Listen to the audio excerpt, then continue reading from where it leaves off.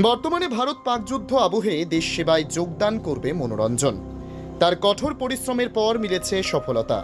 আর এখন house the জোশ hi sir বলার সময়। যেন মোক্ষম লগ্নে যোগদানের সুযোগ পেয়েছে মনোরঞ্জন। বাবা কৃষক অভাবকে সঙ্গী করেই প্রত্যন্ত গ্রাম থেকে কঠোর পরিশ্রমের মাধ্যমে অগ্নিবীরে যোগ দেওয়ার সুযোগ পেল। ব্যাঙ্গালোরে গিয়ে যোগদান করবে সে। তার এই সাফল্যে খুশি তার পরিবার থেকে শুরু করে গোটা গ্রাম। বর্তমান পরিস্থিতিতে দেশ সেবার জন্য ছেলেকে সেনার অগ্নিবীরে পাঠাতে পেরে গর্বিত মনোরঞ্জনের বাবা মা।